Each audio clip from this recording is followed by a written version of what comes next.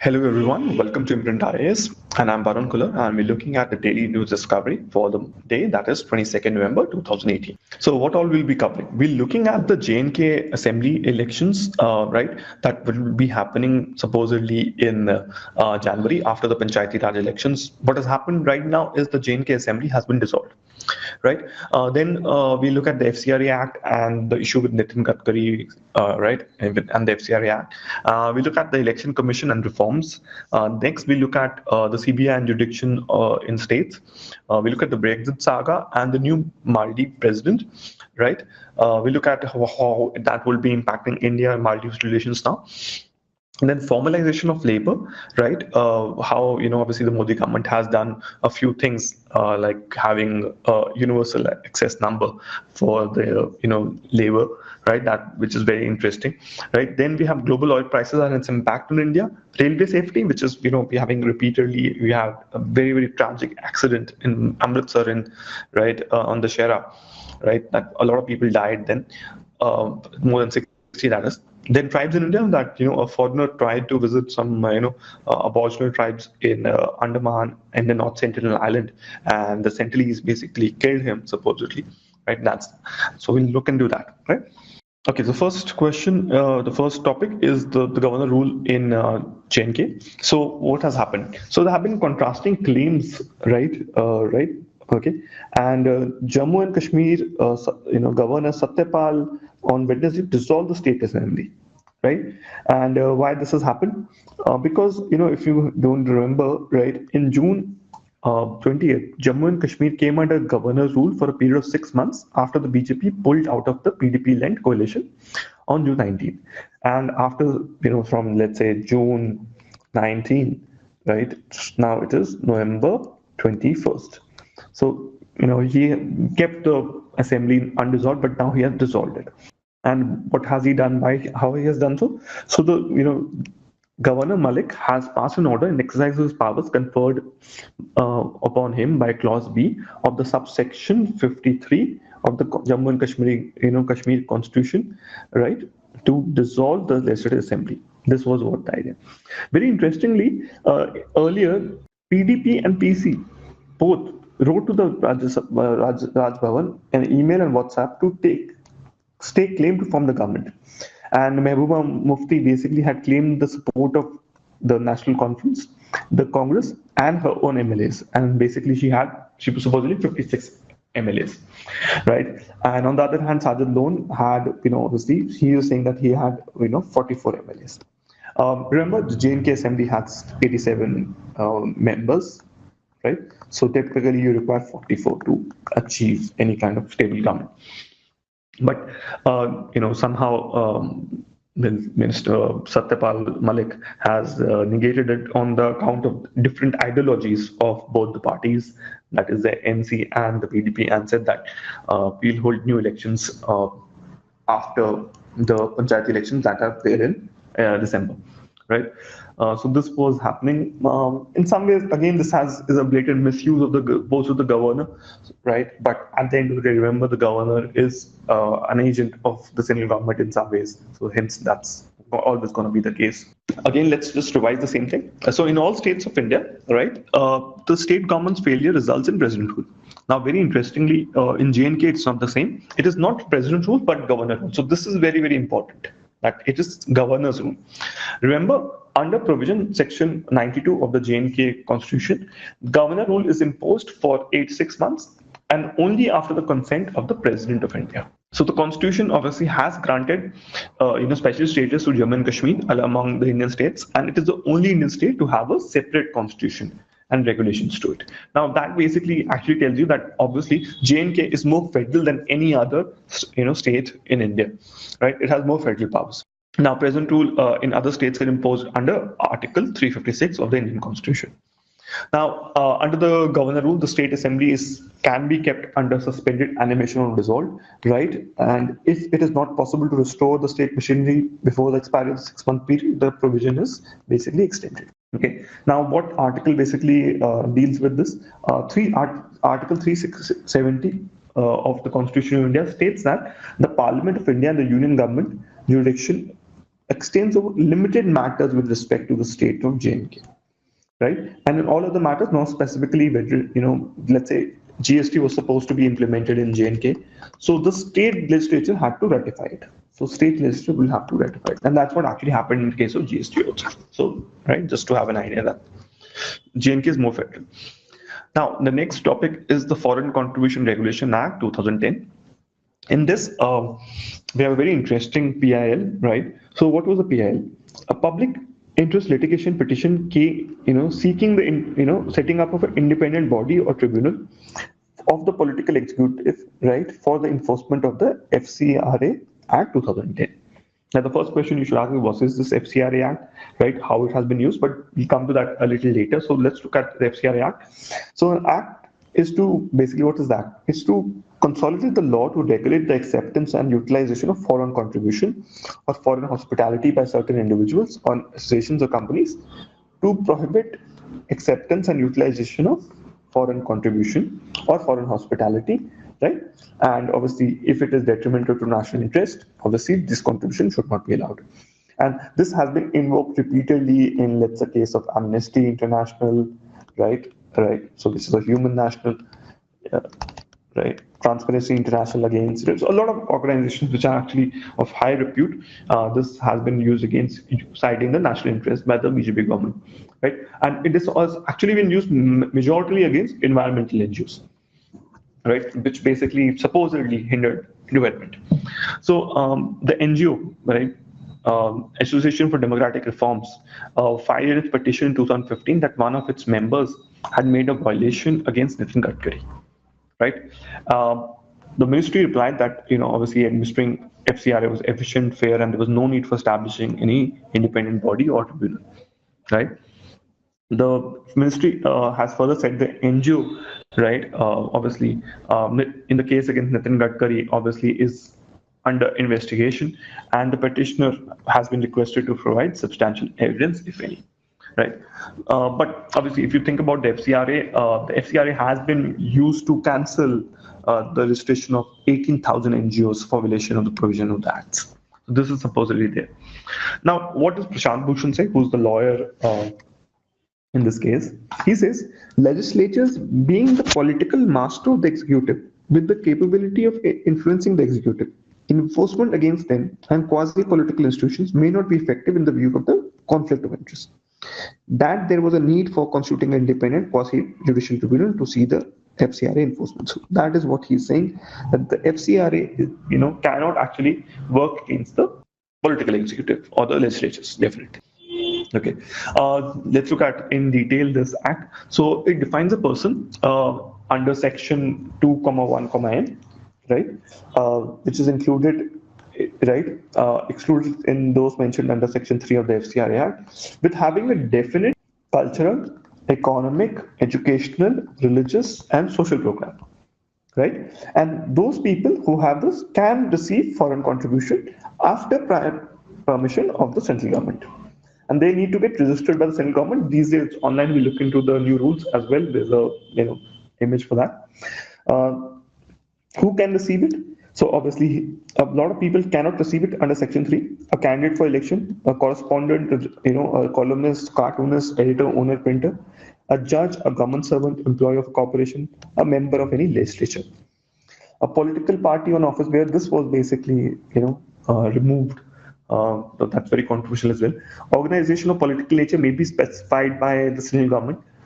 Association or company engaged in the production of a broadcast of audio news or visual news, etc., or any kind of electronic media, right? So all these cannot take any kind of FCRA contribution. Okay, so just to revise, what are the FCRA rules? Because sometimes the new FCRA rules have been actually talked about, and this question has come. Into the new FCI rules, what has happened, they have actually made very simple registration, prior permission, registration have been accepted online. There'll be fee for various services which will be paid online, then FCRA designated bank account and utilization of accounts to be brought on the online platform of Public Finance Management Service and Controller General of Accounts, right? Registration of certification, renewal, permission, etc. can be sent online here. It has reduced the form of forms to be filled, and there's no filing of hard copies, right? And the requirement of seeking prior permission for change of aims and objectives, etc. Right, is only relaxed to intimation. Then the list of purposes for which foreign contribution can be utilized or rationalized and reduced again there, right? Then what has been interesting, initially it was actually the info regarding the FB Twitter handle office bearers was obviously compulsory. This has made optional. Initially every weekly updation of records was supposed to be done, now it's every 3 months. So this are the controversial things which actually on the basis of which the question had come in UPSC. Let's look at how much money comes through this. In 2014-15, 15,000 crore had come. 15-16, 17,000. In 16-17, 13,000 crores had come, which basically tells you something about the fact that the government is actually putting its foot down on these NGOs, right? And it have been cancelling a lot of NGOs under this act. The next topic, let's look into that. That is Election Commission and reforms. Now, very, very interesting article. This is by Rashmi Sharma, and she's an IS officer, a former IS officer, that is. She says that the constitutional bench of the Supreme Court is examining a public interest litigation that could be critical for Indian democracy. What is that? It says that it includes a proposal to create an independent mechanism to appoint the Election Commission and the Chief Election Commissioner, who are actually appointed by the government. So the CEC is appointed by the government. So this is basically an issue. Maybe an independent person is required here. Now, she says she basically goes to the Constituent Assembly and talks about it. She says the electoral democracy, which became reality in India, owes a great deal to the foresight of the Constituent Assembly. He says that the Assembly could not have anticipated the extent to which the political class that has framed the Constitution would later attempt to subvert it. So when the Constituent Assembly debated the free and fair elections, it thought of 3 questions. So number 1, what was the question? So it says that the free and fair election should be, maybe made a part of fundamental rights, or an independent institution outside the executive should be established to conduct the election. What happened was the Constituent Assembly opted for the Election Commission of India with legal backup and resources to develop and enforce a transparent electoral system. And this made obviously the elections, obviously a reality, a free and fair elections, that is. Then secondly, it decided that whether we should have a centralized body, right, for both Lok Sabha and state elections, so that the same election commission would do it for the Lok Sabha and for the state election. One proposal obviously was that the election commission was to be focused only on federal elections, and separate institutions should be set up to conduct elections through legislature. However, there was increasing tension among communities, and the assembly feared partisanship, right, in the states, so opted for a single national institution, that is the EC. Right. Obviously, this had very complex, decisions, right? Because obviously this had repercussions which were not, difficult. Central institutions have been more robust, right? Definitely, state election commission lack autonomy and are short on manpower and funds, definitely, right? And are subject to attempts by the state government to manipulate the elections. Now, this is a big thing that a main problem what is any state government has right now. Or state election commission, right? So where does it get manpower? It gets manpower from where? It gets it from the state government itself. Now these government employees basically come and work for this election commission during elections and then are back to being the government employees. So think about the fact how actually fair can they really be, right? They can obviously then have dual loyalties, right? One to the person who has maybe given them the job, especially the case in the rampant corruption and nepotism which exist in staff selection commission in India, right? The third question is regarding the independence, right, of the EC and the appointment of CEC. Shibal Lal Saxena during the Constituent Assembly debate said that the Prime Minister was a man of independence, and this may not be the case. Right, so he said that the CEC appointment should be ratified by the legislature, but obviously, at that time, a lot of idealism was in prevail, and they forgot that people are not idle in after independence. Right, in time they will become more and more selfish. So obviously, but what they did provide was that the CEC could only be removed through impeachment, but this was not the case for the others. So this became a huge issue. After that, what he talks, Rashmi Sharma talks about the fact that there was a very interesting thing which happened. TN Session came in, right, in the 90s, and he enforced the moral code of conduct. He reprimanded politicians for violation. He postponed cancel elections, right, if the credibility was compromised. He intensified supervision of elections and insisted on action against errant officials. Right. So because of constitutional safeguard, despite the fact all political parties wanted to remove him, they couldn't. But what they did was they brought the other two election commissioners, right, to actually reduce his power. So that actually became a huge issue, right? So the idea has to be now today we need to actually strengthen the institution that the election commission to maintain democracy in India, and that is what this article is all about. Okay, just to revise.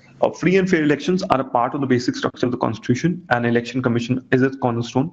Its independence and credibility must be guarded at any cost.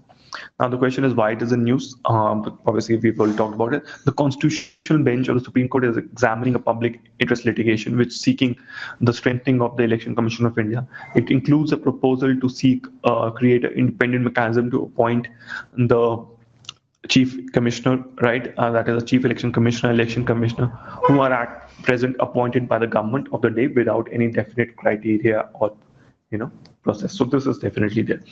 What are the reforms required? Obviously, we require that the other two election commission should also be only allowed to impeach. There is only constitutional protection for one of its members instead of three, right? And independence and financial freedom also is a big issue, as I always talked about the fact that the budget, which is basically, if you think about the budget of the EC, that is not charged in the CFI and is actually voted by the parliament, which is very odd. So this, I think, one of the absolute, financial freedom from the law ministry is a need that this should be done, right? This is actually also creating a problem of using EVMs with VVPATs, right? So this again is a problem. Then obviously the senior most EC should actually be automatically elevated to CEC, and this should basically common resolution on that. So this is again important. Then obviously independent secretariat should be there. I already talked about the fact that it doesn't have its independent officers. So it needs actually a Indian election service is order of the day now, that there has to be a person who actually is only involved in the election making process and doesn't do anything else. And obviously there should be contempt powers to basically used by the EC against political parties who have allegations of any kind of electoral malpractices. Okay, so just to remind you what the questions, the IMPRINT answer writing challenge. So two questions we have thought of. So the first is the Election Commission had proposed electoral reforms in 2016. I want you all to Google and check whatever the reforms and write the answer. Right? How can they make democracy successful? Then obviously critically examine the changes in the rules governing the FCRA. So any kind of act in which some kind of rules have changed. So that is again very, very important. Okay, CBI and its jurisdiction in states, we've already discussed it, but let's look at it again. The first question we have is, can the CBI be barred by the states from functioning in the territory? Now the answer is yes. Why? The answer is yes, because the law and order is a stately subject. So that is the major reason. Remember, the CBI is a national agency with police powers, and its jurisdiction is confined to the Delhi and Union territories. Right, so Andhra Pradesh, West Bengal have withdrawn their consent to CBI to operate in territories, so therefore they can't. Okay, but remember, the Supreme Court in Qazi Denkup Dorji said that the withdrawal of consent applies only prospectively. Therefore, existing cases should be allowed to reach their logical conclusion. So obviously that is the case, and the CBI can also seek specific consent in certain cases. Right now. The next question should be, has it happened before? Yes, Sikkim actually withdrew its consent when a CBI registered a case against former Chief Minister Nar Bahadur Bhandari, right? And the most common reason, obviously, is the strain in center-state relations and the fact that there's been allegations by the opposition parties that the Enforcement Directorate, the IT, and the CBI are being used against them, right? So that's the main thing. Now. What is the main problem with this? What if the Supreme Court actually orders? Would the consent also be needed then? So the Supreme Court actually had made it clear that if, let's say, a High Court has directed an investigation to be handed to a CBI or us So there's no need for any DPSP. And there was a landmark judgment in 2010 regarding the killing of Trinamool Congress workers in West Bengal, which was handed to the CBI. So, this is a very interesting article, right? I think. Okay, so let's go ahead. The next issue is the Brexit saga. And, let's look at the timeline and this article, though we have discussed many times, so let's discuss it yet again. So what happened? So after the referendum on the Brexit, on 29 March 2017, UK triggered Article 50, which begins its withdrawal from the EU.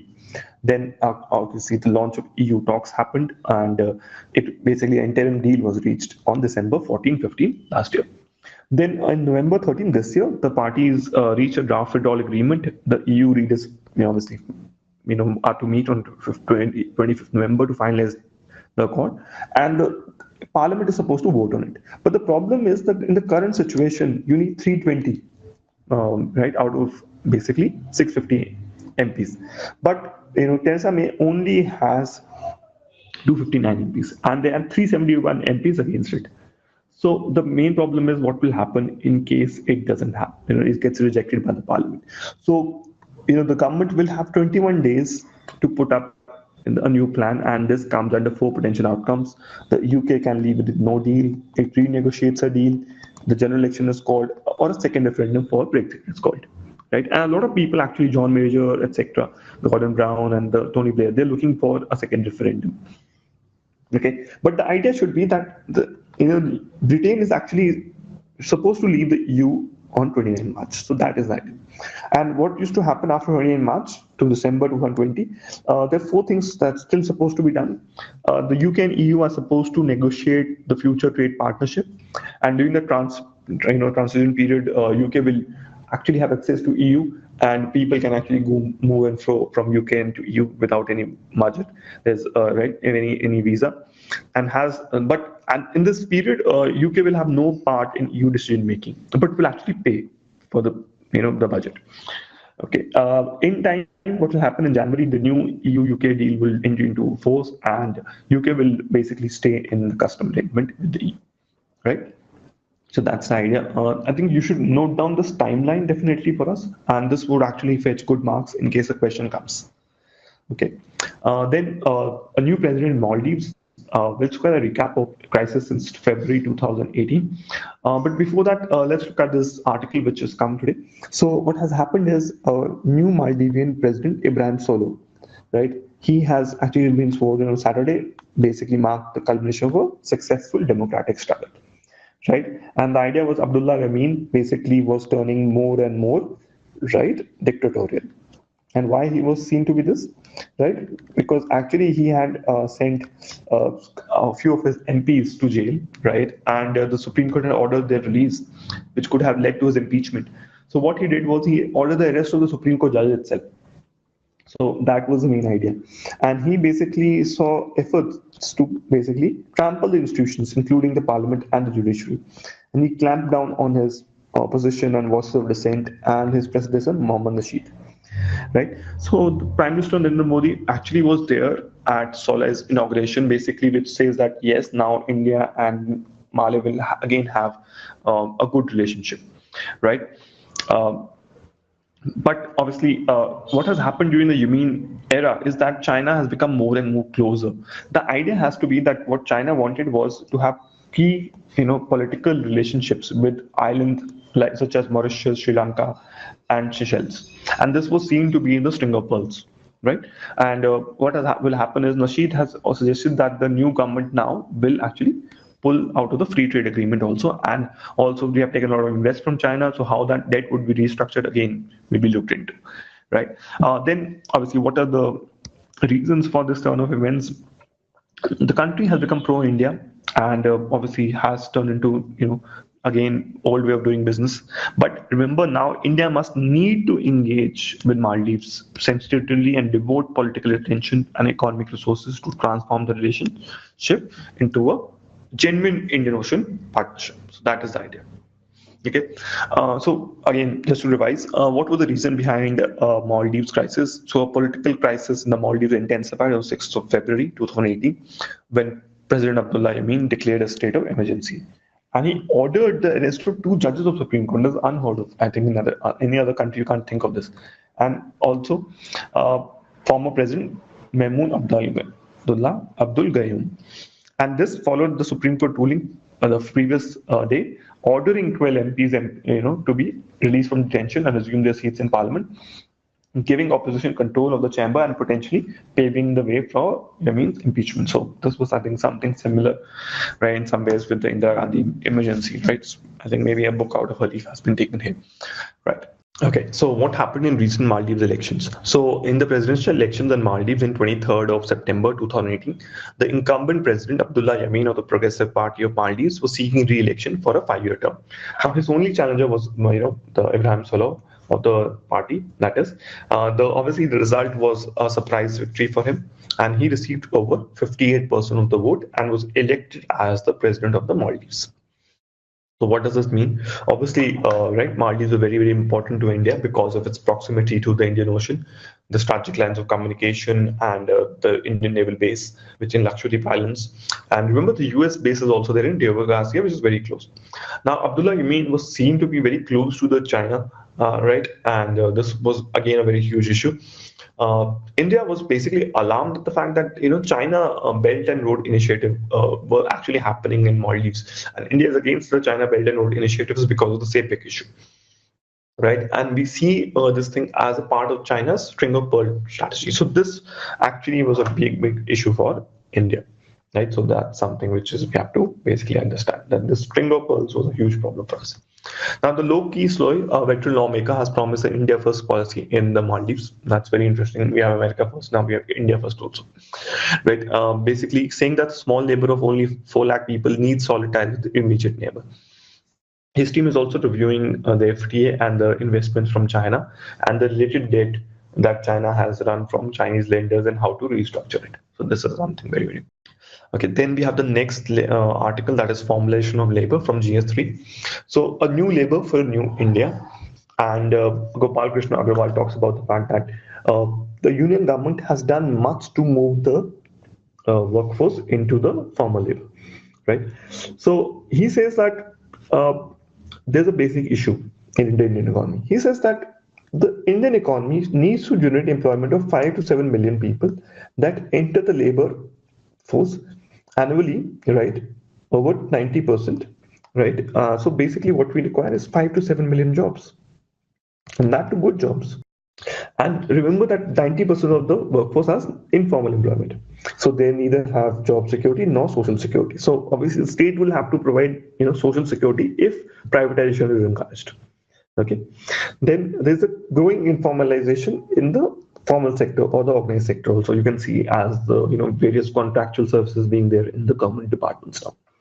And informal workers are the most vulnerable section of our society, and the trade unions have focused only on the protecting the rights of the workers in the organized sector.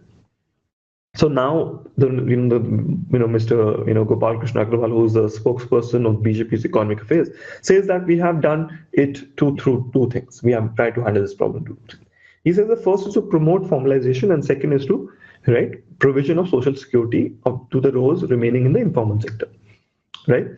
He says the most important thing which we did was to introduce the term that is fixed term contract employment. Okay, so what it means is that fixed contract workers must be employed under the same working condition, working hours, wages, allowances, benefits as permanent workers. Fixed term workers are also eligible for all benefits available to a permanent workman proportionally to the period of service rendered by him or her. Allowing a fixed term employment would help employers to respond to the fluctuating demand and seasonality in business and facilitate the direct employment to the workers. So this is again very, very important, right?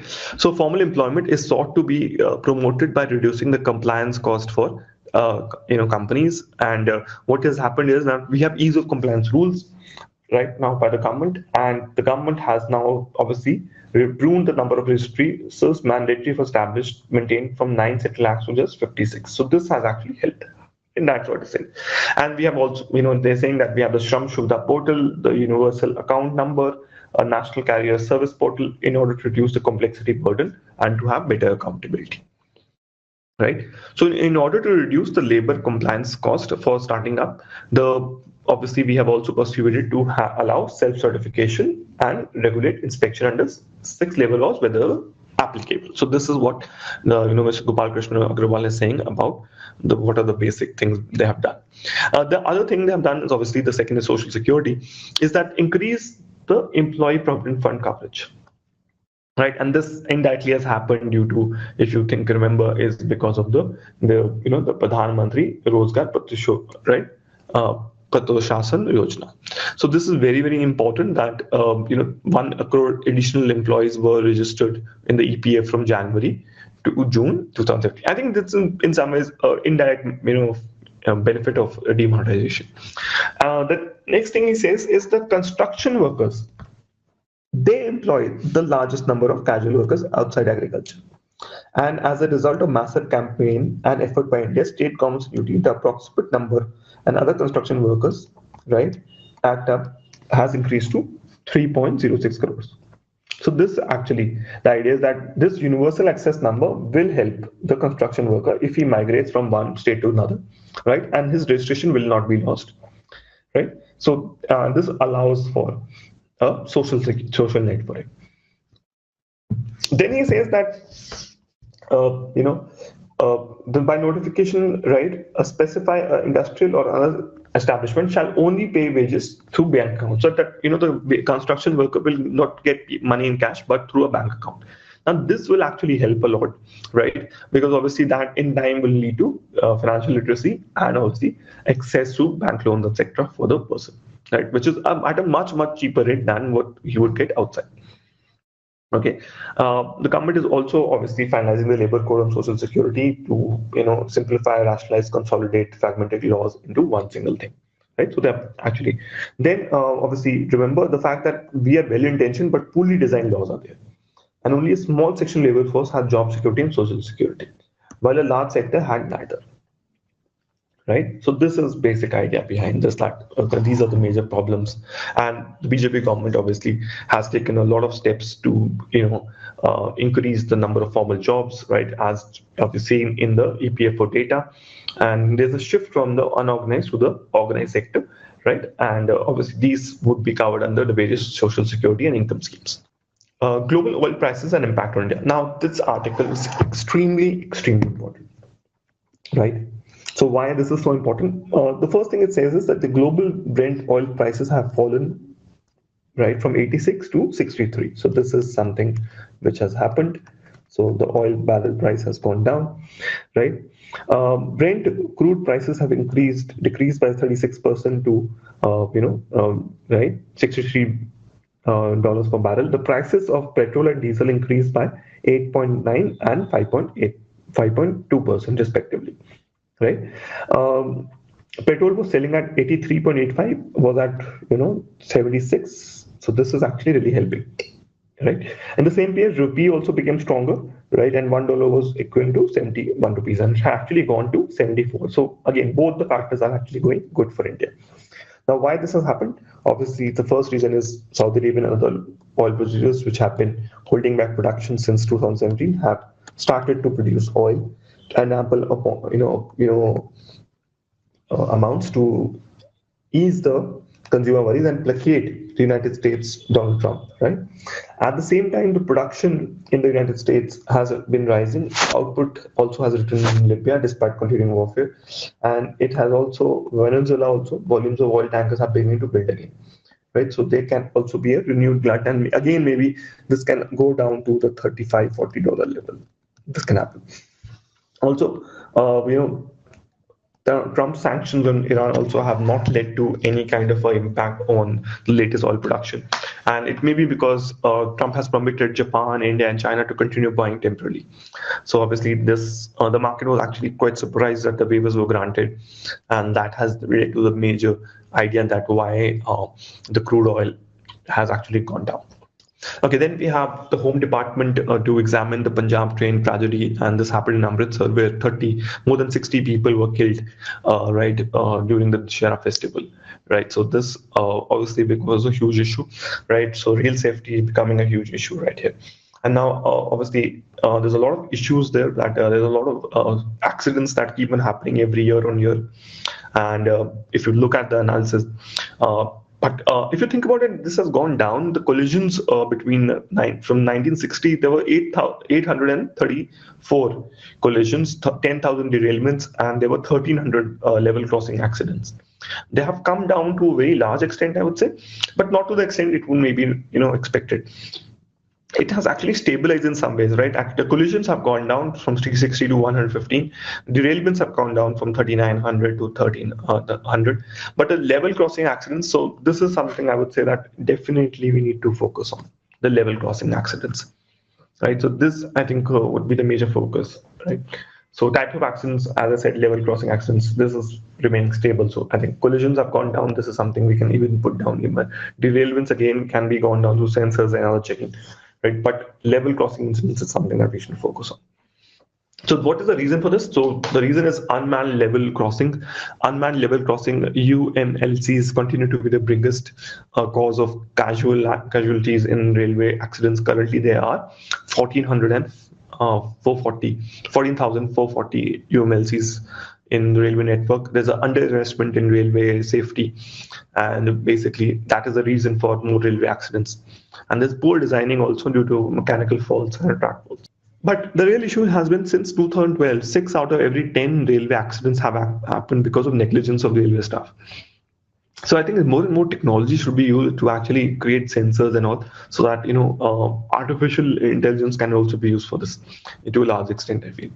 Right, incorrect signal or a mistake or an act of negligence by one of its staff directly associated with running of trains, that obviously is very required. And obviously there's a shortage in safety staff as well. We actually had a high level committee on railways, that is a high level railway review committee under the chairmanship of Anil Kakotkar, to review the safety of railways, and we recommended improvements also in this. Right, the committee recommends a financial investment of 1 lakh crores over 5 years. So obviously the problem is where do we get this 1 lakh crore from? Right, the physical deficit of the government is not going to increase, and they keep looking for dividends from the railways instead of actually getting some kind of right. So this is there.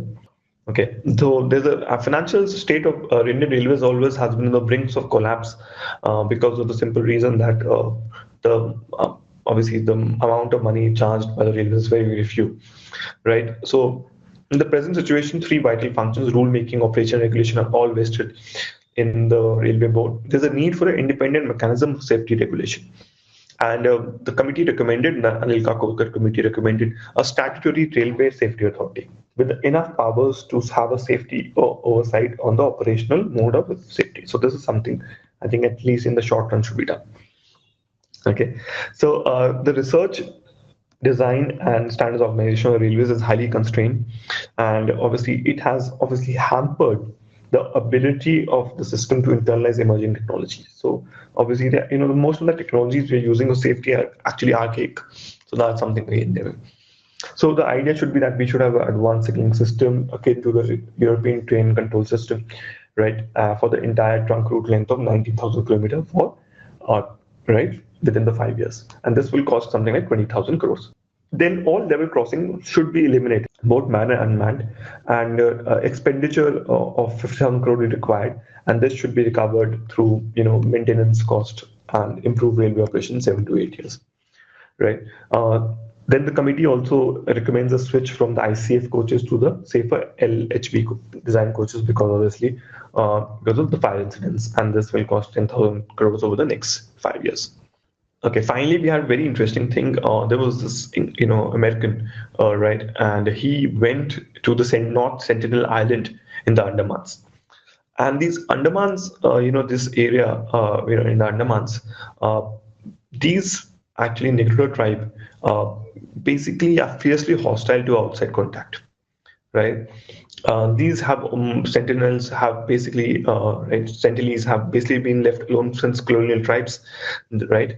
Unlike other tribes like Onges, Jaravas, and Great Andaman, because the land they occupy has little commercial attraction, right?